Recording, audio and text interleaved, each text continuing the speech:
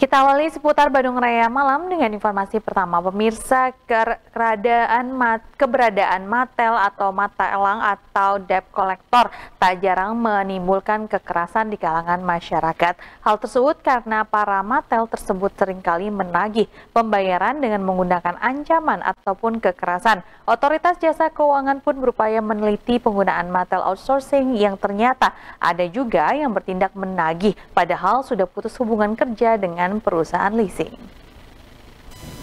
Ditemui usai sosialisasi tindak pidana sektor keuangan kepada aparat penegak hukum di Kota Bandung, Kepala Departemen Penyidikan Sektor Jasa Keuangan Tongam L. Tobing mengakui saat ini ada saja perusahaan leasing yang menggunakan tenaga outsourcing untuk keperluan penagihan.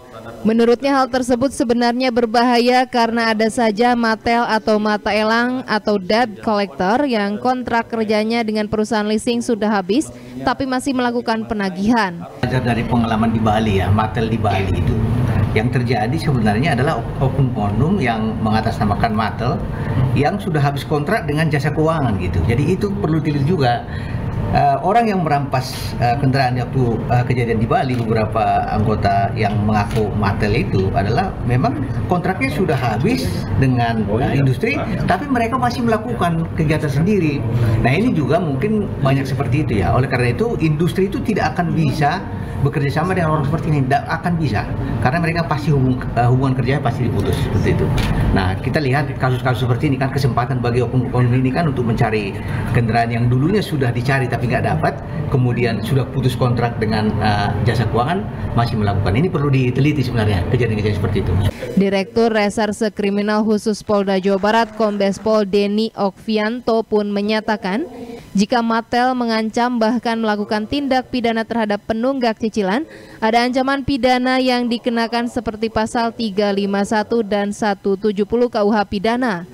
Tak hanya Matel, perusahaan leasing yang menyuruh Matel tersebut pun akan terkena ancaman pidana. Ya, jadi kalau tindak pidana itu kan ada perbuatan, actus reus, sama adanya niat jahat ya, mens rea.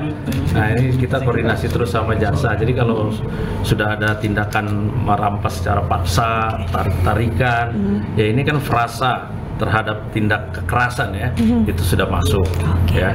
Ancaman kekerasan saja sudah bisa dilaporkan, ancaman kekerasan, apalagi tindak kekerasan. Nah di situ. Nah terkait dengan tadi menyambung jasa apa? Mata elang yang outsource dengan perusahaan ininya apa? Perusahaan leasingnya atau itu. Kalau memang yang bersangkutan menyuruh lakukan itu ya kan bisa kena penyertaan tindak pidana, menyuruh lakukan itu kan bisa kena. Tapi kalau memang sudah diingatkan dan kontraknya ada secara harusnya sesuai dengan prosedur yang berlaku, namun pelaksanaan di lapangannya ini ya itu kan masih diperiksa sebagai saksi saja. Penagihan hingga pengambilan barang dari penunggak cicilan diatur dalam Peraturan OJK Nomor 22 Tahun 2023 harus dengan tata cara yang sesuai prosedur yang diperkenankan seperti tanpa ancaman, tekanan, hingga tidak menagih kepada pihak selain konsumen atau si penunggak. Bahkan dalam Peraturan OJK, Matel pun dilarang mempermalukan konsumen. Budi Hartati, Bandung TV.